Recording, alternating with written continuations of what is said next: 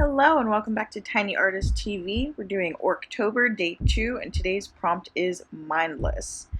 Now, being a D&D aficionado that I am and having a couple of the monster manuals, I have access to information that inspired this prompt.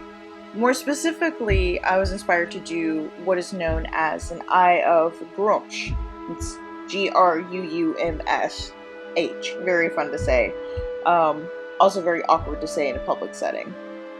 But the Eye of Gruumsh is basically an orc who has kind of devoted himself to being this wizard. I guess it's actually more like a warlock and their patron. But Gruumsh, apparently, according to orc culture, they worship him and he is known as the one-eyed god of slaughter. And according to page 203 of the D&D Monster Manual, they are savage and bloodthirsty marauders. Pretty on par with what you would expect from an orc. They plague the civilized races of the world and also fight among themselves for scraps of food and treasure. They love close combat and plunge furiously into the thick of battle, giving no thought to retreat or surrender.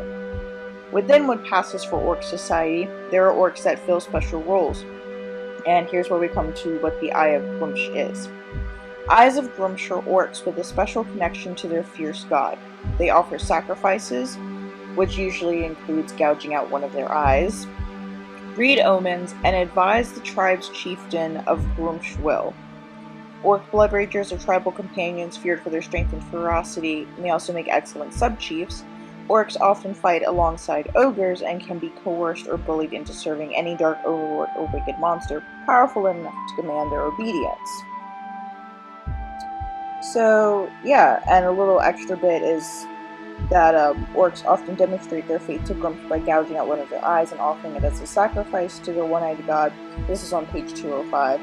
And according to myth, Corellon, who's one of the elven gods, shot out Gruumsh's eye with an arrow. For this reason, orcs hold a special hatred for elves and Eladrin. So it's a little less complicated than Tolkien's elves and orc blood feud, where they were once one race that got split into light and dark, and take that as you will. But D&D kind of goes the same route with that. However, I'm kind of fusing D&D lore with, once again, my own orcs lore, which would be, of course, the Mountain Lion clan that I mentioned in the last video. So, the Mountain Lion clan actually does worship a similar version of a god of war. It actually is a little more inspired by Ares than anything else, but their name is Uprega or Upraga, depending on who you ask. And they are somewhat androgynous. They're usually depicted in a more female form, but the figure itself,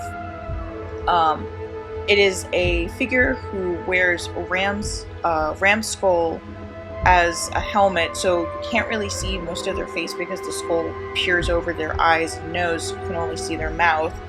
And then they wear the pelt over their shoulders and it kind of covers their chest. Now, depending on who's depicting Uprega or Upraga, it's a little more obvious whether they're intending it to be a male or female presentation.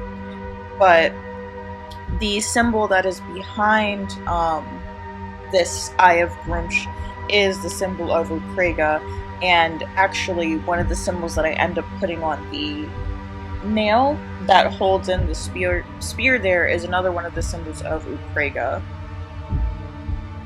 Actually, correction, the one that ends up getting put on the spear is the symbol of Umoma, who's the god of the hunt. So you're getting 2 in 1. You get Uprega and Umoma, god of war, god of the hunt. Alright, now we're getting into the inking. I'm gonna stop babbling.